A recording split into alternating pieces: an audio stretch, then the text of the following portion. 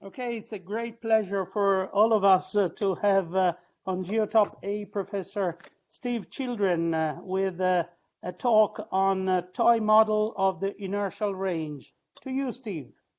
Okay, thanks, Renzo, and thanks for the invitation to speak here. I'm sorry, this is my first time to do this sort of Zoom thing, so that accounts for my hesitancy in getting it started. Anyway, this is about a toy model, and a toy model in my mind is something that's really oversimplified, lots of assumptions, and we're dealing with a very complex question, which has to do with turbulence. So what you're going to see is a pretty toy version of turbulence, and I'll leave it to you to judge if there's any use to it from the results that we get. Um, I like to start with something familiar to all of us, I'm sure. And by the way, I should have apologized at the beginning. Uh, I know that this is a Geo Top seminar, and the Geo and the top is going to be pretty minimal in this presentation, I'm afraid. But I will try to come back to some questions dealing with felicity, which are, I think, important. And I would like to present some thoughts that maybe we should think about. Anyway, a little thought experiment. Let's take a box of fluid, an Navier-Stokes fluid. Say it's the fluid sticks to the walls. We have a little knob here which can control the viscosity of the fluid. And I will consider an initial value problem. We somehow stir the fluid vigorously for a while and then stop and let it decay on its own. And of course, it's a viscous fluid. It will decay. And if the viscosity is fairly substantial, it's going to start decaying very quickly, and it will decay down to zero eventually. There may be some residual vorticity, and there will be a rather slow decay at the end, something of that sort.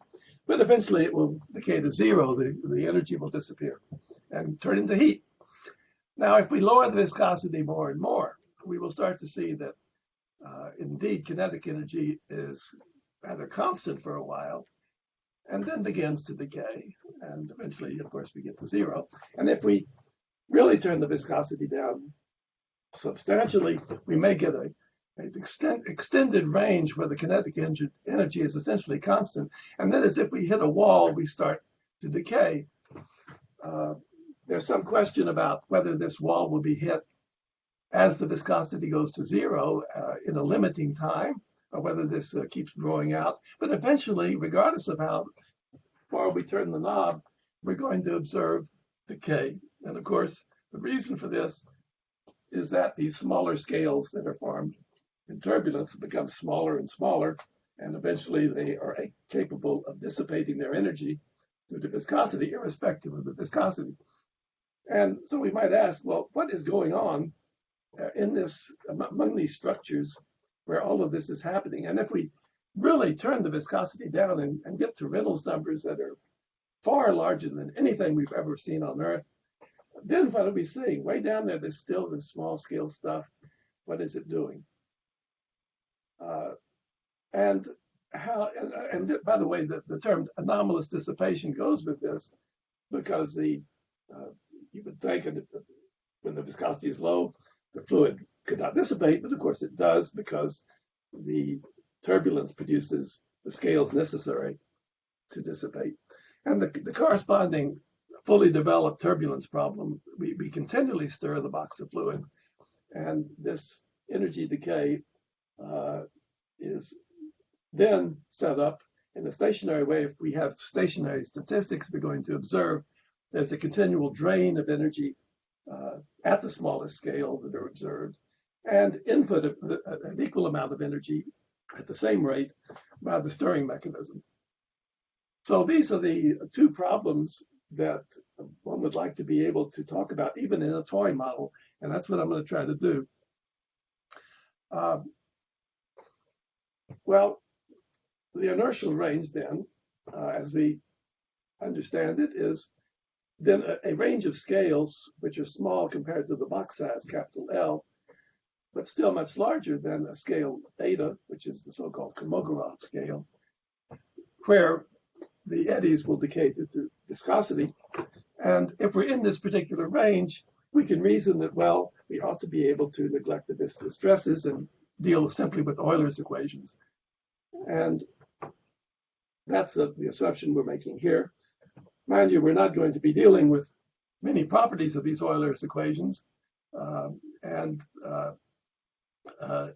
course, the full dynamics is what is responsible for the true complexity of the inertial range.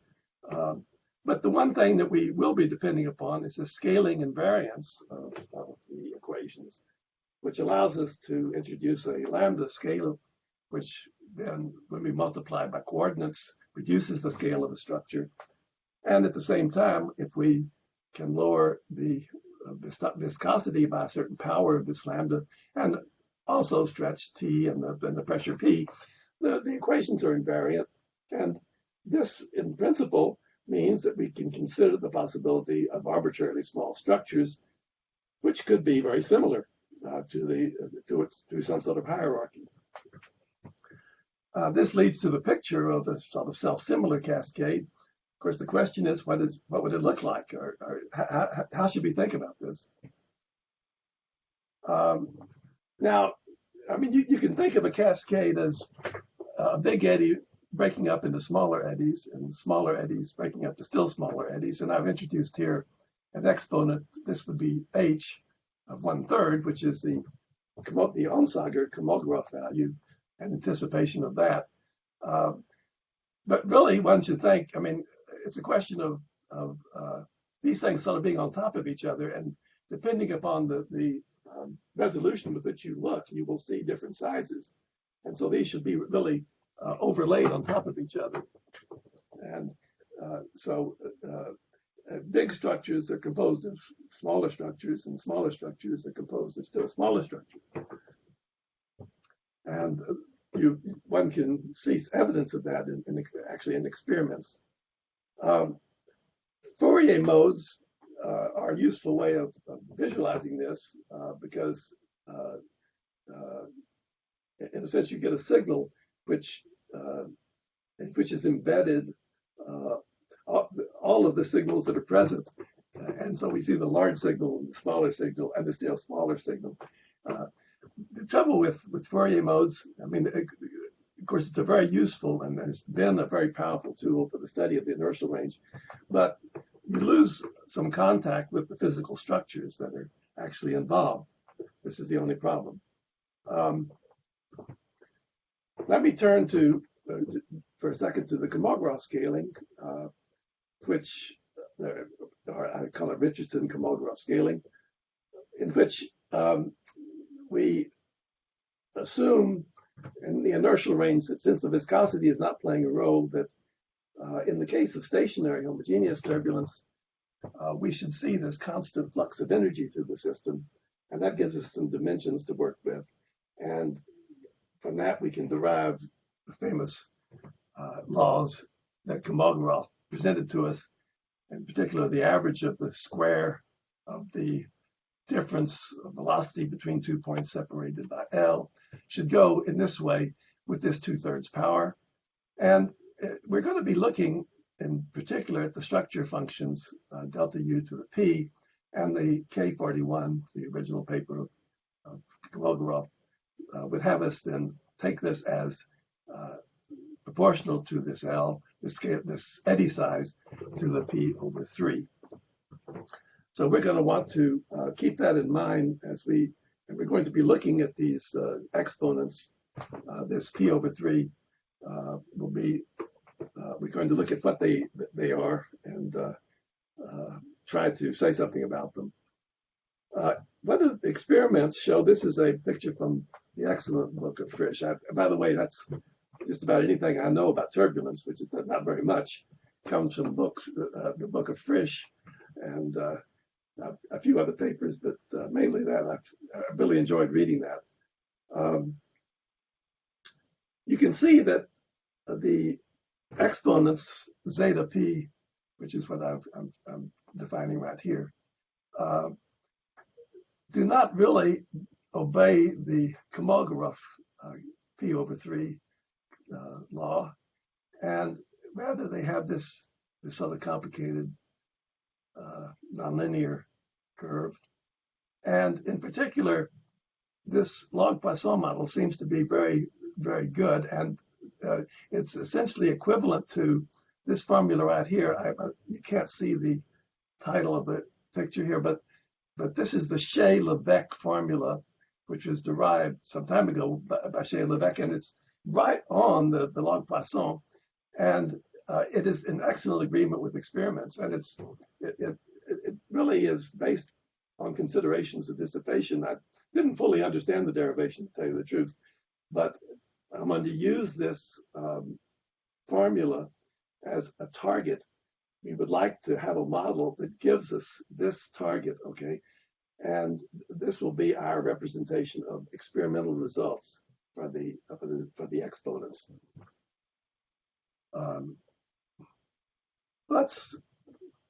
If we look into fully developed turbulence, we do see this kind of overlay of large structures and smaller structures. These are magnifications, as you can see, of structures.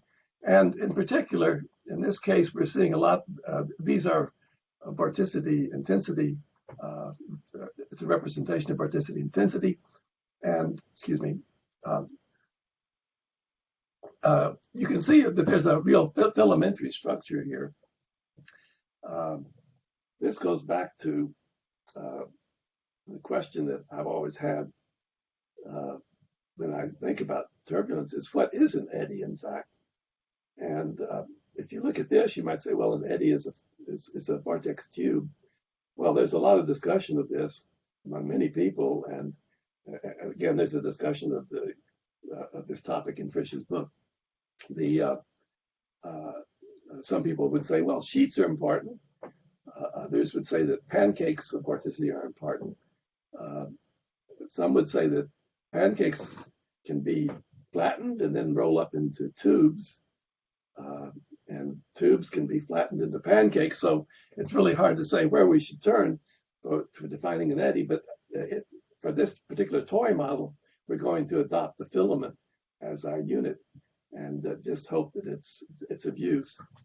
There is, though, some experimental results that are very suggestive that this can be useful, and that's right here, the amazing and really remarkable simulations and experiments of McGoon and his collaborators at Harvard.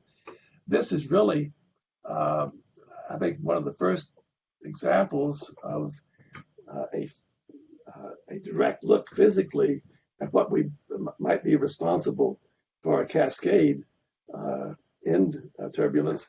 And what is going on here is we're seeing, much like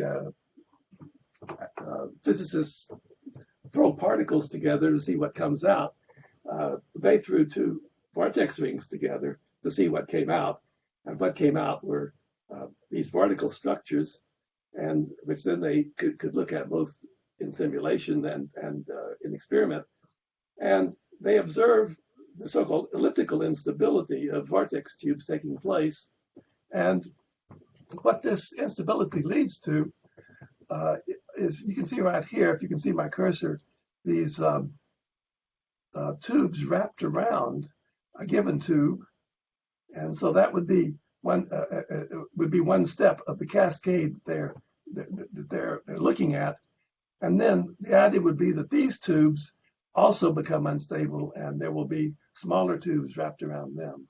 So if this, and there's evidence from this work that indeed Kolmogorov scaling may be emerging from this mechanism.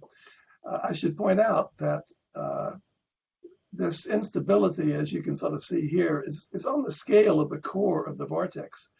We're going to be talking about, in this little toy model, about slender vortices, vortex tubes, and we're going to sort of split them apart. This has nothing to do with the sort of instability that we see here. So this toy model is not going to be a model of the mechanism that's represented here, although it's similar in spirit, I'd put it that way. And this is just a way of visualizing what I was just saying. about the start of this cascade. Oh, I wanted to mention something that the reason this struck me, this work I just described, is that this is a paper I wrote in 1984, and I was visualizing the inertial range as somehow the splitting of vortex tubes. I wanted to produce a model of the so-called beta model. And this model is sort of a piece, a representation of how a fractal structure might arise to account for some of the deviations from the Kolmogorov. And so what this is showing is a vortex shedding off two vortices of opposite orientations, okay, and leaving behind this piece, which is called an inactive helix or tube. And this is then the inactive tube after another process of shedding off two vortices. So anyway, this is a sort of peculiar model, which I don't really take too seriously. But anyway, it was a way of trying to do something very similar. And this is one reason I've been thinking about this. But now I want to turn to the model at hand. And this is work with my longtime colleague and collaborator, Andrew Gilbert. And a couple of years ago, we began thinking about this. And let me summarize the model right here. So what Andrew and I decided to do was to consider helical structures. This is really just a way of encoding scale. And so you could say that one turn of the helix is an eddy in this picture. These tubes are going to split apart by some mechanism. It could, I mean, obviously, this could be some process of maybe forming little local sheets and then splitting into two tubes, something of that sort. I'm not going to try to say how this happens, or perhaps it doesn't happen, but we're going to speculate that this happens. And so we'll then form new tubes, and we're going to have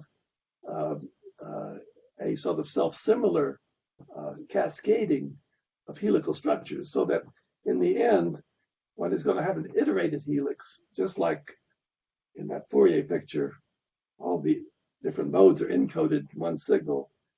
There's going to be one helix which encodes all the other helices, so to speak. So this is the idea.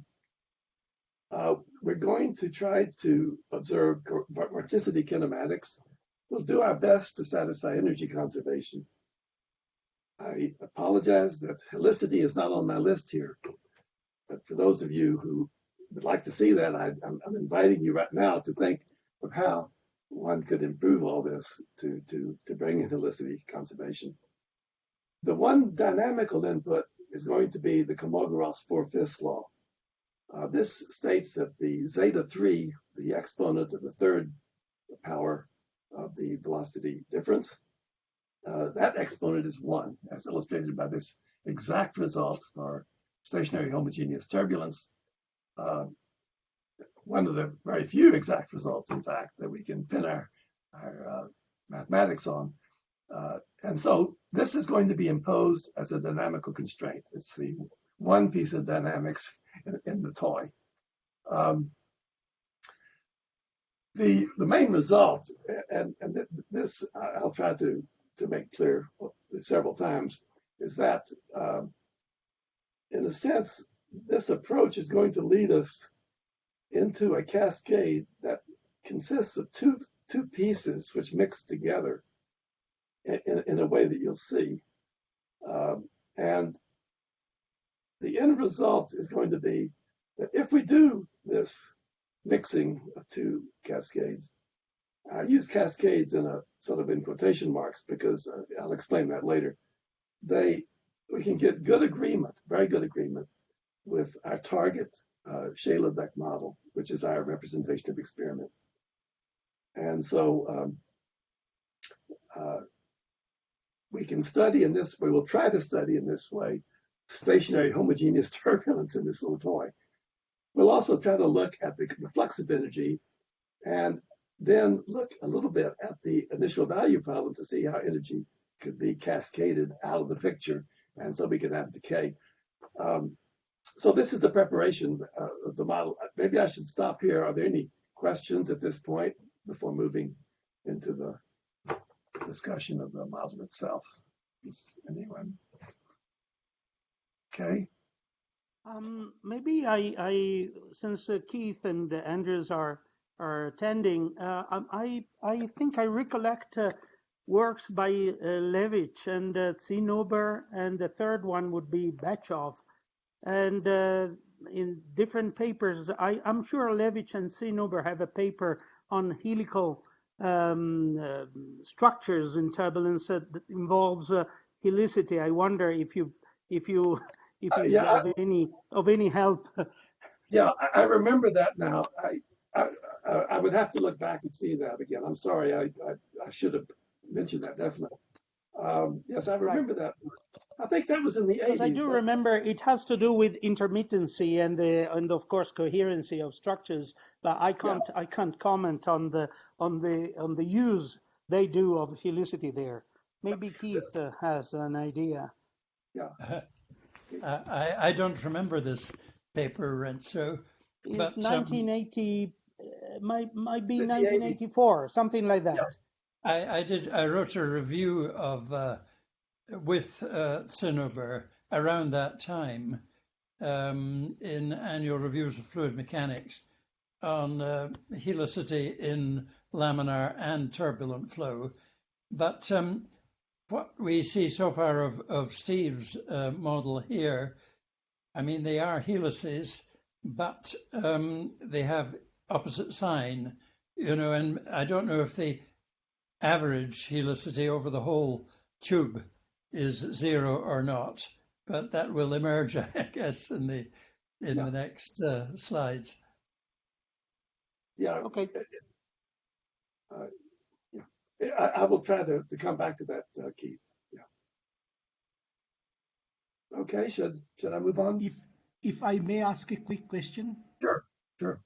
In recent times, Luca Bifedale and some other people have looked at how two different signs of helicity cascades and how if you kind of synthetically change the coupling between them, how the dynamics of the cascade changes. Does this have some connection with your thoughts? It could very well. I don't know that paper. I would love to get it if you could send me the. Absolutely. I think there are several ones, but I can send you the link. Absolutely. I very much appreciate that. One reason for giving this talk is I'm a little out of touch with some of the literature, I'm afraid. So this will help. Let me come back to helicity though, because it's a great concern, but we're throwing it out of the picture for the moment, I'm afraid. Okay. Shall I move on, or is there any more? Okay. Well, okay, very simple now. The kinematics of vorticity is that we will use. First, we'll stretch a vortex. We won't do that first. We'll first actually split a vortex tube, and then we will stretch it. So these two mechanisms both change the cross-section of the tubes, obviously. The volume, supposing this tube splits, preserving volume, then the sum of these areas will equal to the sum of this area, will equal this area. So we can track that.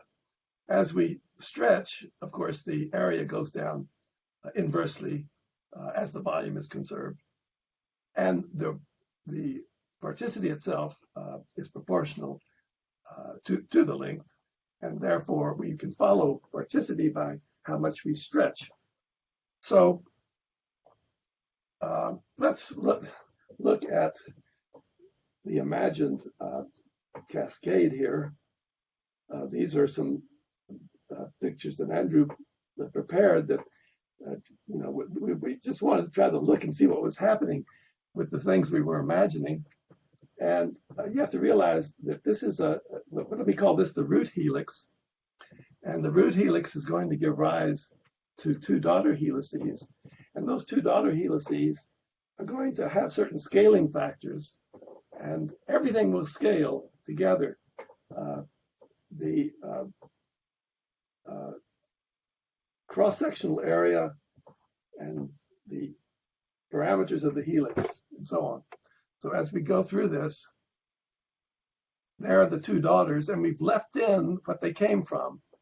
So now we're seeing actually the two daughters that have the same volume of that original tube, but we've left the original tube in. And now we take it away, and this is the result of that first splitting. And now we go to 4, and then 8. And you see, even in this toy, it's a mess. Turbulence is a mess. What do you say? Anyway, so that's sort of the picture. Now, let's look at the first step of the cascade. So here's the cross-section of, say, I'll call it the root helix. It has a certain area. We're going to introduce a parameter beta 0, which is going to be the volume fraction of one of these tubes, okay? Or one of these helices, I should say, and or one turn. And 1 minus beta 0, that will give us beta 1, which is going to be the fraction of the other, and so volume is conserved. And then there will be stretching, and the stretching will again reduce the area by division by these two parameters, S1 and S0. So we're introducing a binary notation because we're going to be splitting in a binary way. And we'll have these parameters, S1, S0, and beta 0, which are the key parameters. And if we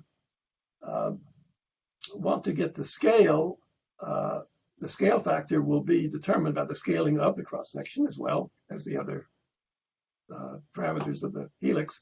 And so we'll have to take the square root of this factor beta 0 over S0, and that will define our two scaling factors, lambda 1, lambda 2, lambda 0, lambda 1. And so we'll use the notation H0 and H1 to refer to the two daughter helices and so on. So we then get a sort of binary tree that describes all the helices that are going to be formed.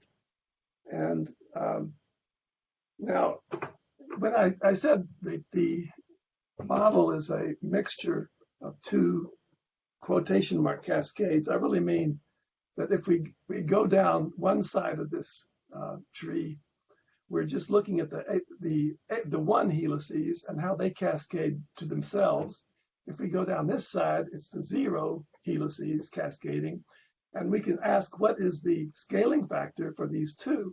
Okay, so that's what I mean by two quotation mark cascades. This is like some of the beta model that was or any single cascade.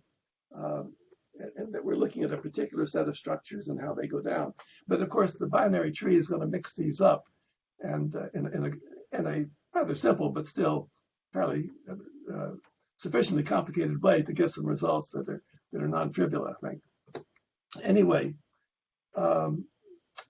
if we look at the scaling factor from what I've just defined, the way the velocity scales, I should say, is lambda times S, because lambda is the scaling factor of length and S is the scaling factor of vorticity. So lambda S is the scaling factor of velocity.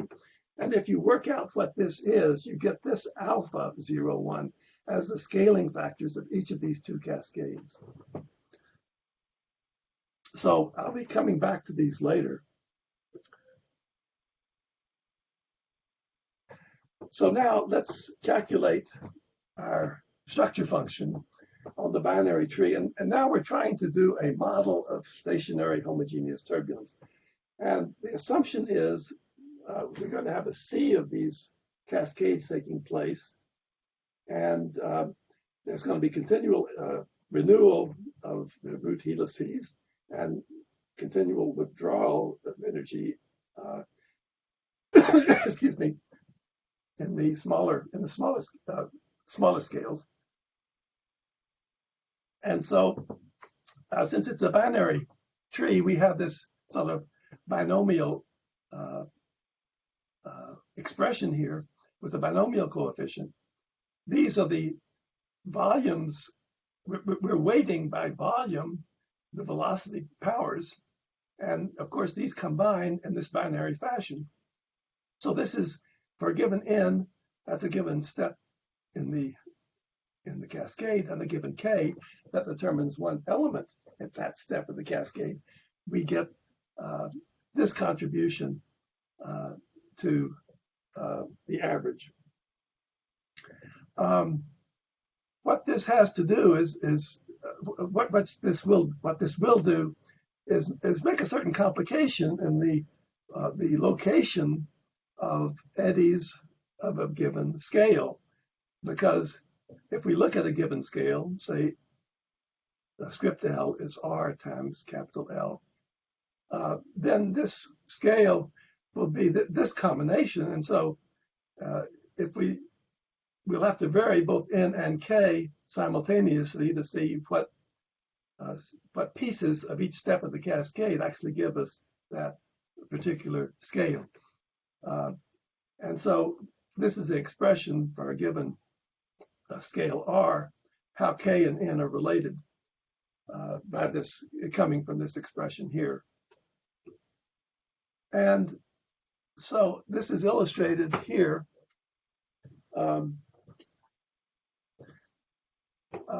You can think of the one cascade is coming along this line, you see, and the zero cascade along this line. And these are rays of constant k. So if we pick a scale, we're going to have a range of n, each one corresponding to a certain k. So we're going to have to sum over these if we want to look at the contribution to our sum of a given scale. Okay, so that's the only complication here. Notice that if these two rays coincide, that is to say, if lambda 1 is equal to lambda 0, then the two individual cascades have the same scaling factor. These collapse down, and we just have everything happens at a given. In other words, all we have to do is look at a given step in the cascade to see all those of the same scale. Now, the fact that they're the same scale does not imply that the alpha of the cascade is the same, because the stretching factors are still there to be different. Okay, so we'll see that now, and this is a key point in this little toy model. Because let me consider that special case now that I just mentioned. The two lambdas are the same, and you work through this, and we get this expression, and now I put p equal to 3. That gives me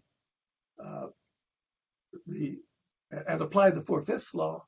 Zeta 3 has to be 1. We get this expression. That tells us that lambda to the 4th is this combination of betas. Here we go. And then we have this expression for the stretching factors now, because we have the same lambdas. And then we get this expression here for zeta p.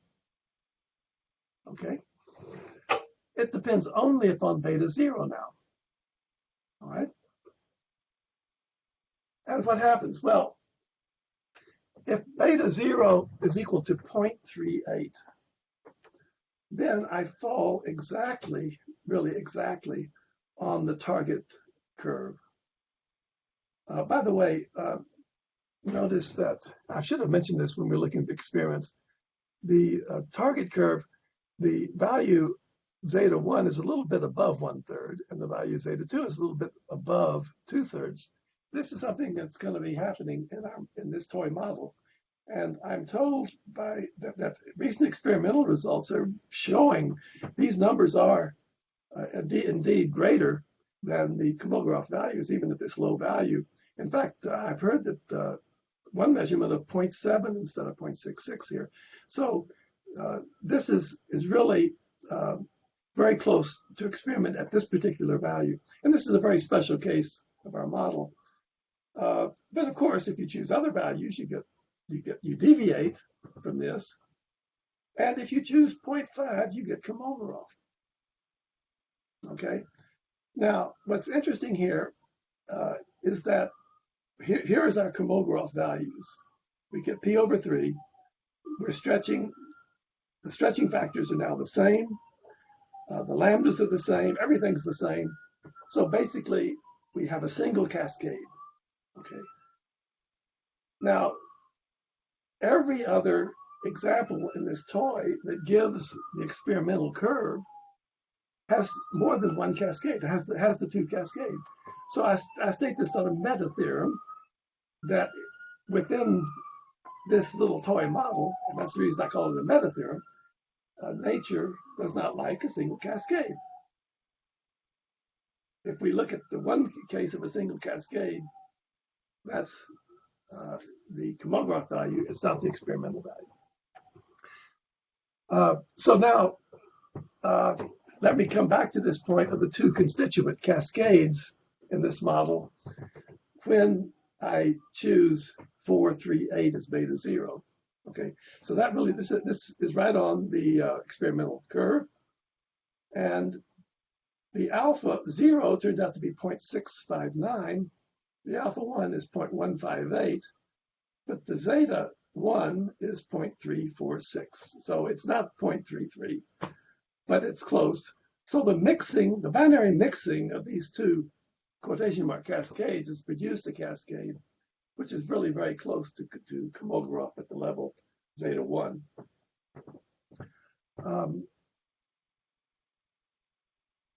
Then I should note that within the model we do get constancy of energy flux.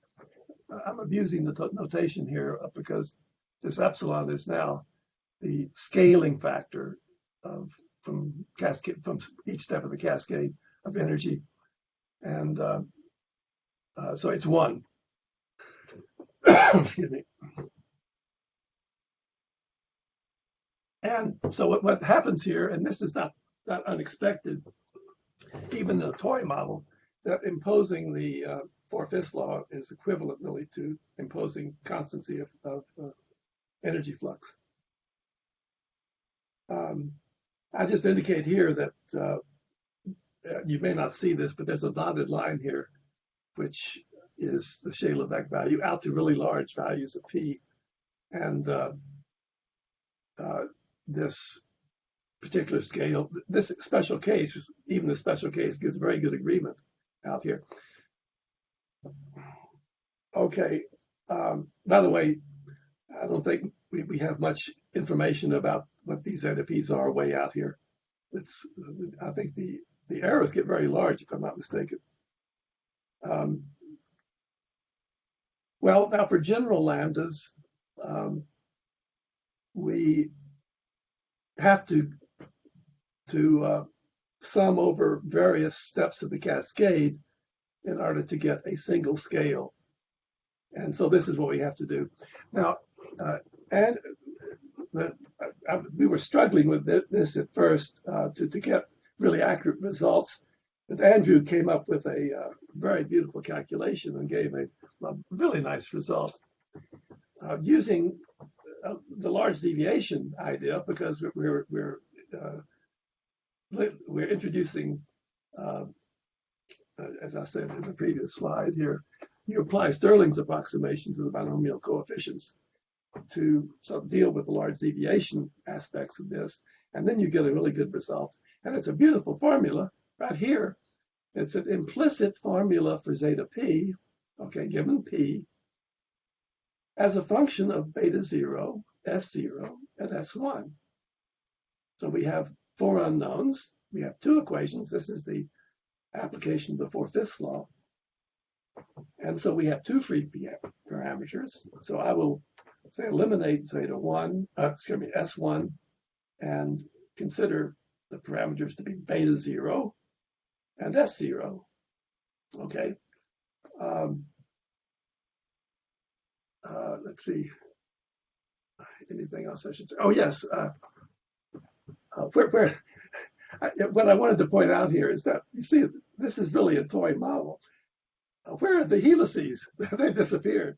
There's nothing but stretching and volume conservation. So in a way, I have the feeling that this kind of thinking is so crude in a way that the structures almost don't matter somehow.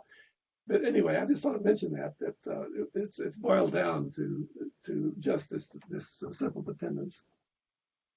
Okay, sorry. I'm sorry to hit you with numbers, but I just wanted to point out that when we solve this equation, we get two branches of solution for reasons that have to do with the packing of these helices together. I'll mention this in a second. I'm not paying much attention to the upper branch. Let's look at the lower branch here. You notice the stretching factors. As you go through these branches, one of the helices dominates in stretching or the other, okay? Here are the zeta 1s. They're all above 0.33, okay? Here are the zeta 2s. They're all above 0.666, okay? But they're not too bad. Here are the stretching factors, okay? But they're slightly different, okay? And the scale factors. They're not exaggerated, really. They're sort of reasonable. Here are the alpha zeros. Now, these are the individual scalings of the 1 and 0 cascades, and you see they are very much like we had in the case of equal lambdas. By the way, I should emphasize this because I want to be sure I'm clear. These are all cases that fit the data. Okay, so we've adjusted all these. Let me go step back a second. We had a formula, and we had beta 0 and S0 as free parameters. We've adjusted S0 to get agreement with experiment. And then we have a variation of beta. So we have a one parameter family left. Okay, let me be clear about that. Now, I have here two quantities, S0 over S1 squared and S1 over S0 squared. This is one time when we go back and think about helices. And is it possible to make, after the splitting, the 0 helix with its own scaling wrap nicely around the 1 helix with this scaling? Or is it possible to make the 1 helix wrap around the 0 helix with its scaling? This depends upon the stretching factors, because you have to have the right amount of stretching to be able to wind 1 helix around another helix. So it turns out that this one, if you're going to have the S0 helix winding around the 1 helix, you have to have this number equal to 1. If it's the other way around, this number has to be 1. So we come down here and we see this value here, where about 25% of the volume goes into the 0 helix. That's where we get that sort of packing. Up here, we get another case in which the 1 helix wraps around the 0 helix. Okay, so there, in a sense, if you want to ask me what this is boiled down to, there are two cases here which seem to us to be the most, quotation marks, reasonable within this toy model. Should I pause for questions? I'm not sure how time is going. I'm almost getting toward the end, but are there any questions at this point?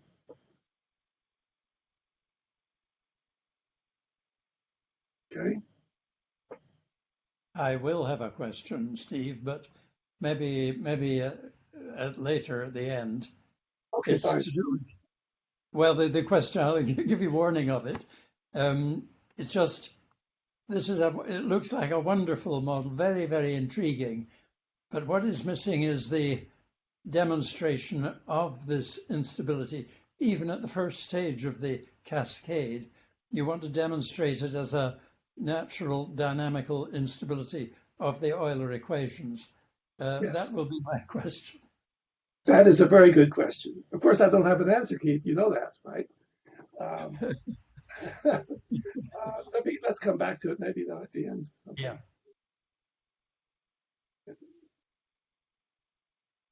Okay. I wanted to talk just briefly, because I'm running out of time, about energy. Um, this is a well-known expression for if you have an R3, you want to compute, you have a compact arrangement of vorticity, you can do an integral nicely over volumes.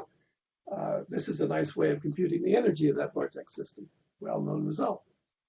We can use that with these filaments.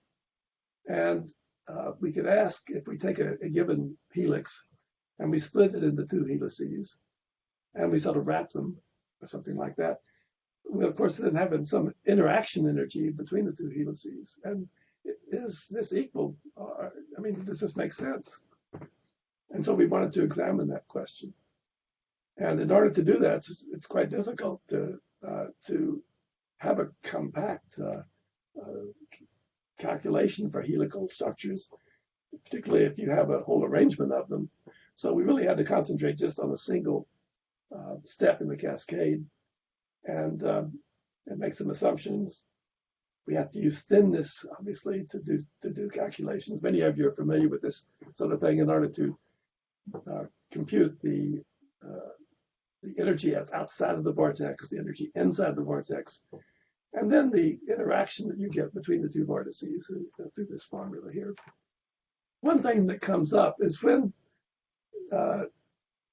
you have a helix, two helices which are interacting, and each of those helices split, then what happens to the interaction energy between those two helices? How do you allocate that to the two daughter helices? Okay, and so you have to make some assumption, and we assume that the interaction energy is allocated and proportional to the original energy of each helix. And if you do that, then you get this expression. So the implicit energy of each of these helices given by this factor. These are energy factors. This is how much is transferred to the next scale, okay? So these two factors for E1, oh my gosh, this is the factor, okay? So for the one helix, this would be E1 over this sum. So they add up to 0. And so for the energy distribution, one again gets a binomial sort of expression, which one can use. And then we can talk about, I should say, I want to eventually talk about how energy is then going to move in time. But first is the question that I raised before. Is this energy conserved? Well, when you do these calculations in a straightforward way, you get that it's not quite conserved. These are the factors for the total energy. So this would say that we have more energy in the result than we had at the beginning. On the other hand, this neglected the fact that the structure we started with is already part of the cascade and is interacting with other structures. And we found a way to sort of correct for that. And if you do that, you get values which are pretty close to 1. I don't put a lot of stock in these calculations because of all the assumptions made, but I think it's fair to say that we're not grossly abandoning conservation of energy in this cascade. That's all I really would like to say.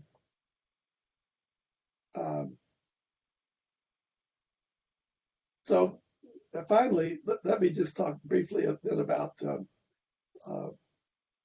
trying to think about an initial value problem. So let's start off with the helix and turn it loose, and then just watch what happens to the energies. And to be quick about this, it's not complicated. We have to have a time that each vortex lasts, and we're going to use the inverse of the local vorticity to do that. And so we'll keep track of that. Okay, so that's what these expressions are talking about. So as the vortex stretches, the time will change.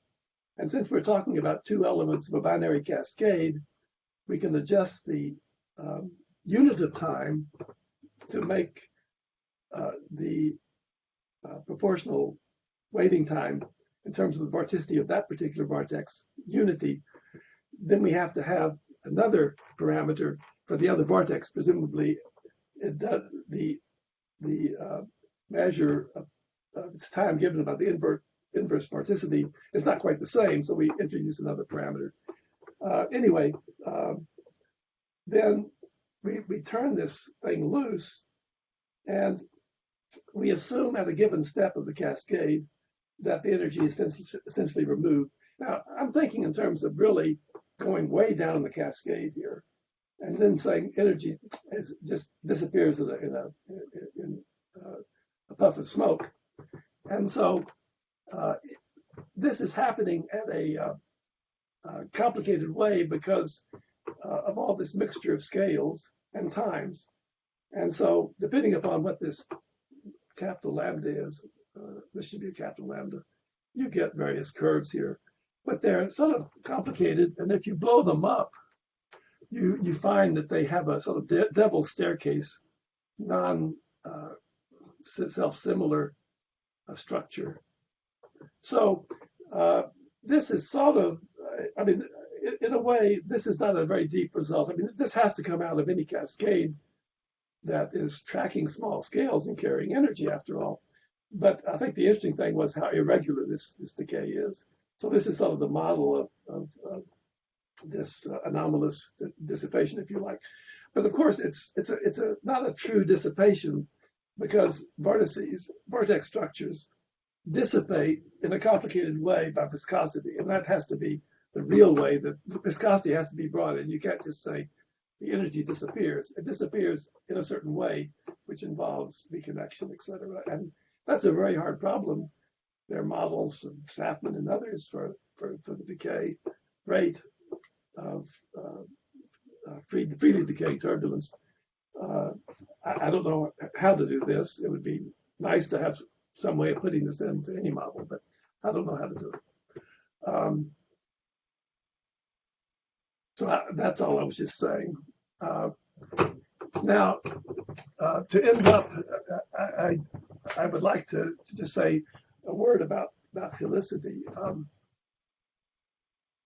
There's been no attention to this, and I've done some calculations.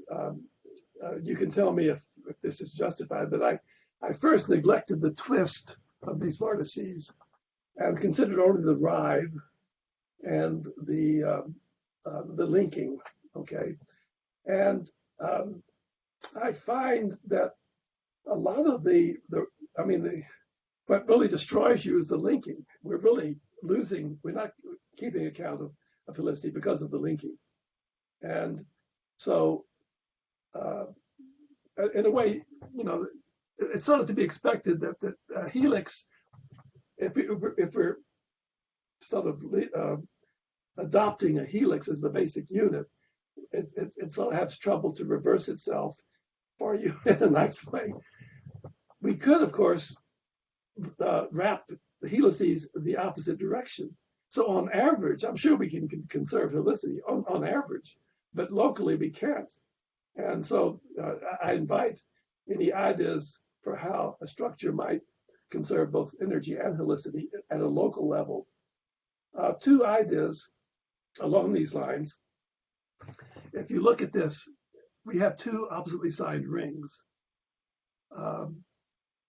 You might want to adopt, and this comes back to what Keith was bringing up earlier. How can you possibly split in this way? If we look at the experiment involving elliptic instability, this splitting off could be regarded as producing two rings. We have to do some uncomfortable surgery here to make nice rings from this.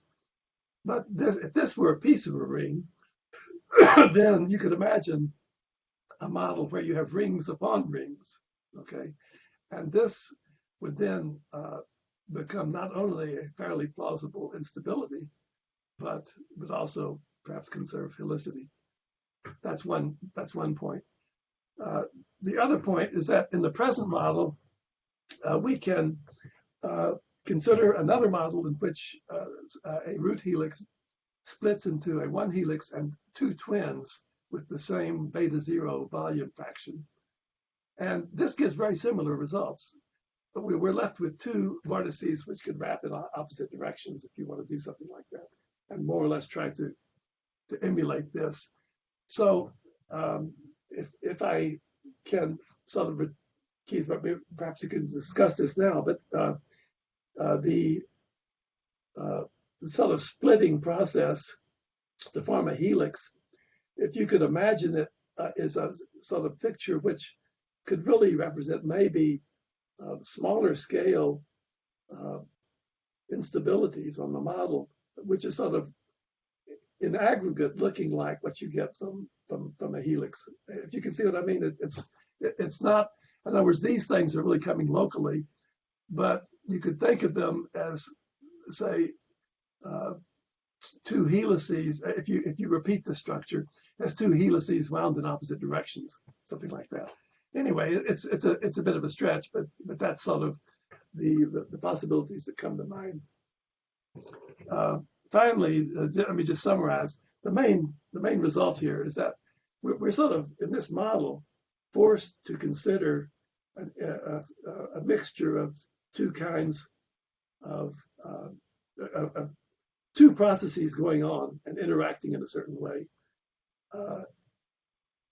The agreement, I didn't mention this before, but as we vary this parameter, S0, to get good agreement with experiment, we hit the curve, I mean, with an error that's only, in, I think, in the L2 norm, 10 to the minus 3.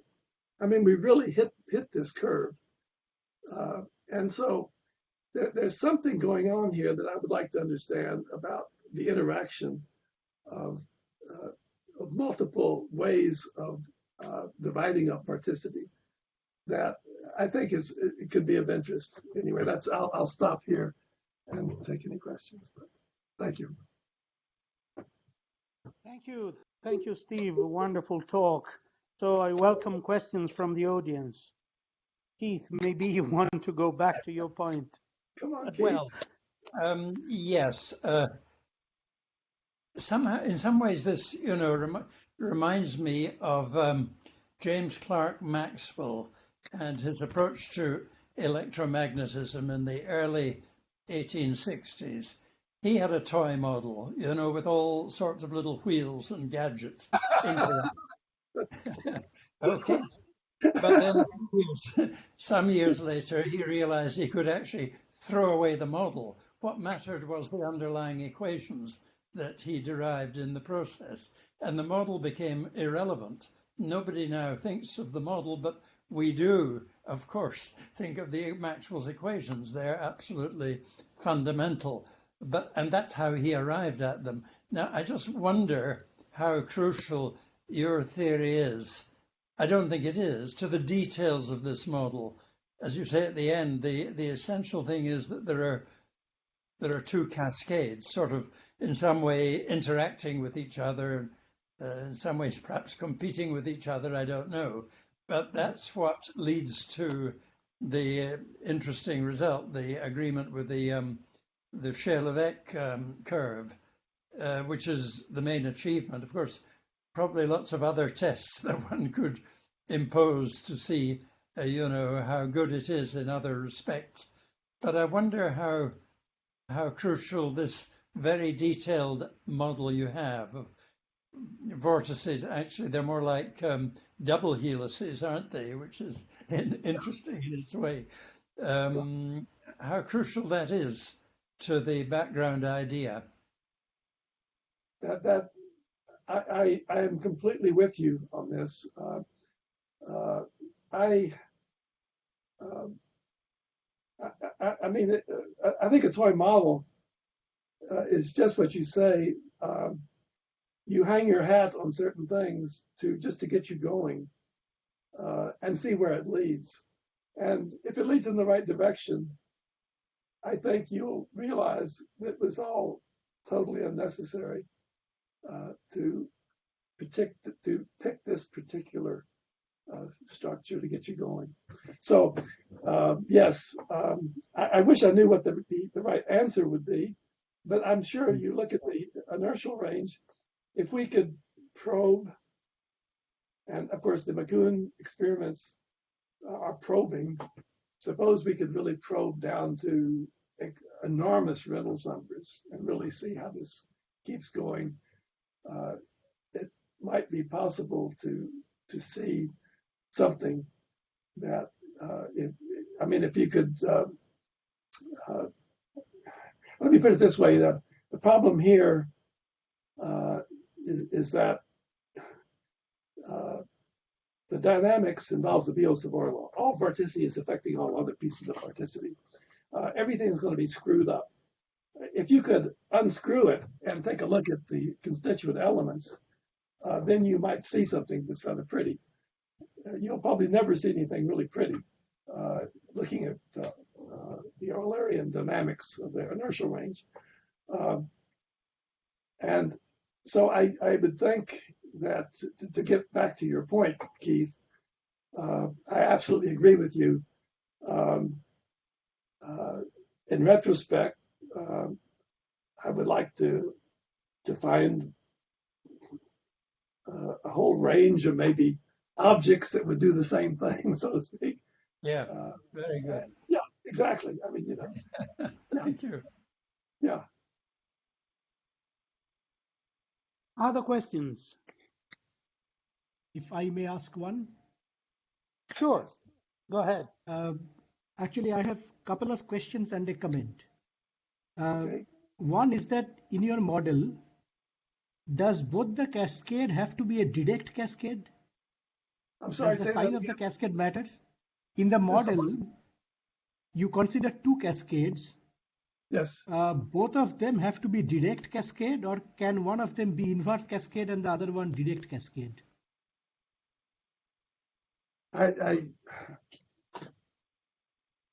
Maybe the question was unclear. No, I understand. You're asking that one could get inverse cascade. Yes. By that you mean unstretching the vortex? No, the reason I ask is the following. So there is an old paper, maybe 92, of Walef in Physics of Fluids, where he looks at the triad interactions and divides them into 4 classes and says that 2 of them gives a cascade that goes in the inverse way, and 1 of them gives a cascade that goes in the direct way. Okay. And this classification of the triads also are connected to the helicity that comes from the triad. Well, that's interesting. I would. You got to send me another reference. Okay. But I can write it. I can write it in the chat. I can write it in the chat. Yeah, anyway, So that's an interesting idea. He had 4 pieces to the cascade, you say? Depending on the 4 different way you can arrange the triads. Yeah. He has 4 different ways of cascading, and 2 of them give an inverse cascade. 1 of them give a direct cascade, and 1, I am not sure, maybe it was not settled. Now, Well, I'd like to see that. Yeah. I will do that. But one interesting thing that happened later was that some people in simulations basically turned off all the triadic interactions except certain ones. This was Bifferale and his group. And they found that in 3D, you can get an inverse cascade, which is very strange. Very interesting. So when you were talking about 2 cascades, this is the one I was thinking about. I see. But this may be a completely wrong direction, so I have no clue. I would think it would be hard, I mean, just offhand, having played around with some of these things, to have 2 cascades, one of them inverse. But in the beta model, it doesn't really matter, right? That's right. It's only going one direction, the beta model. Yeah. I mean, there's a part of the fluid you're not dealing with, basically. You're looking at smaller and smaller volumes of fluid in the beta model. And so the other the other question is that you are using zeta 3 equal to 1 to constrain the model, Yes. there is another result that we know, which is that the zeta p versus p curve must be convex. Does that give you some? The zeta p versus p curve must be a convex curve. Well, it is convex here. So, but I'm saying is, can you use that to put some inequality on the two betas? I think there's some discussion of that in Frisch's book, isn't there? I've seen some. Yeah. Okay, I have to go back and read that. Yeah, no, but I've heard of this. I'm trying to estimate this. But what is the point here, though? I mean, you mean that we could? I mean, maybe one could say that because you have two different betas on the cascade, right? Two different betas. I mean, your cascades have beta 1 and beta 2. It's not a bifractal model. It's not a bifractal model. Right, that's right. Yeah. But maybe I misunderstand the situation. Okay, I am done. Yeah. No, I appreciate your remark. I mean, there's this question of multifractal. What we're looking at here is a multifractal by definition, because it gives the concave curve. That's what a multifractal is supposed to do. And any such result is interpretable as a multifractal. I agree with that. What I mean is, in the multifractal, you typically have something like an F alpha curve, which is the Legendre transform of the zeta p versus p curve. Yes. But here you are not going that way. No. You are thinking of two different cascades, and they have their own properties, and you are bringing them together to make the multifractal. That's right. And you are using, and you have one constraint, which is that zeta 3 should be 1. Yes. Which is giving you one handle on the parameters. Yes. Now, the fact that the zeta p versus p should be convex, does it give you some more handle, or is that not useful anymore within this model? I don't see that it's useful within this model. Okay. Okay. Yeah, thank you. Yeah. I am done. Thank you for the references. I put that. Excellent talk, by the way. I appreciate it. Thank you. Other questions?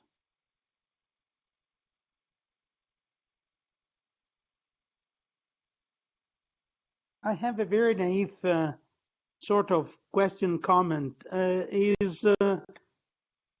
Well, of course, handedness has a role in helicity, and I just was surprised in seeing your, let's say, cascade of helical structures of one,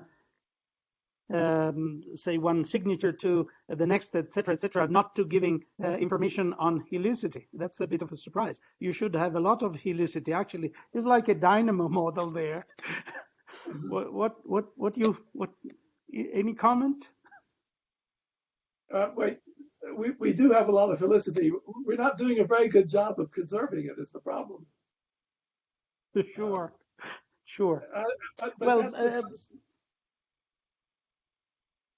go ahead, Vincent. Go ahead.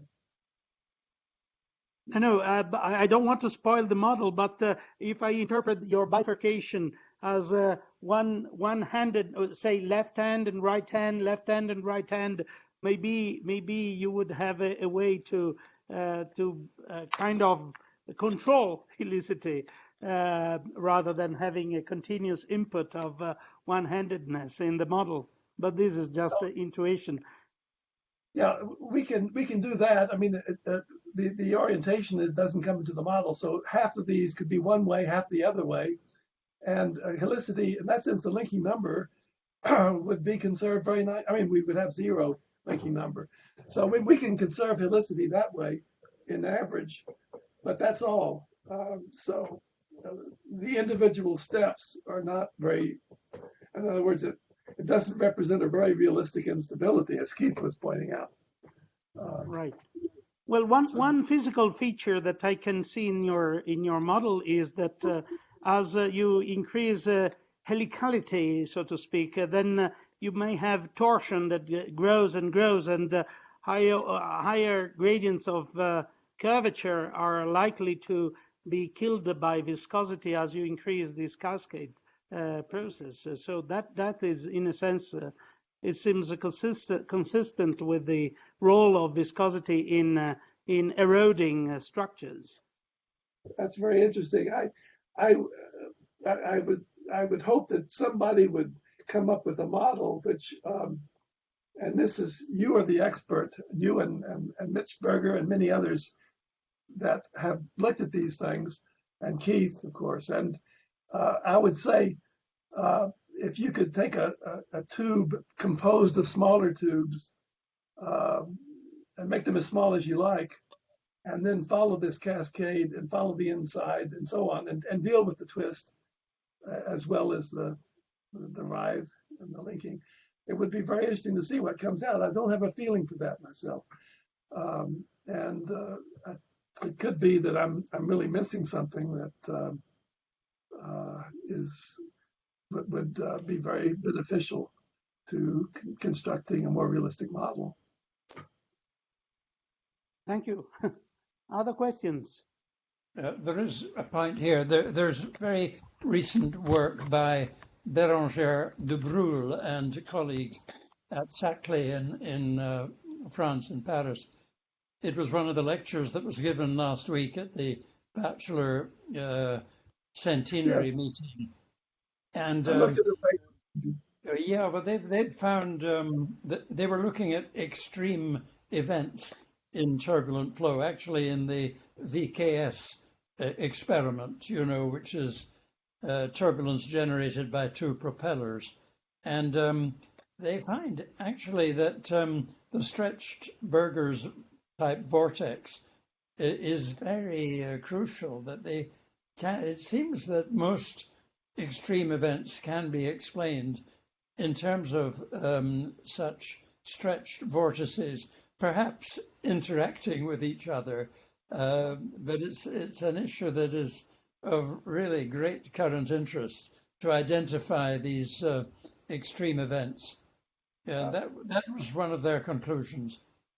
It's interesting we have these extreme events here. In fact, I didn't show it, Keith, but we computed the PDF of our cascade of our turbulence, so to speak, and it looks very much like the ones you see for turbulence. I mean, it has that sort of extreme event shape, getting away from Gaussian. So yeah, it's definitely it's part of the picture, I think. I think a lot of theories are pointing in the same direction in some ways. Very nice. Yeah, very nice. I'll look at. I have that paper of her. And oh yeah, good. Yeah.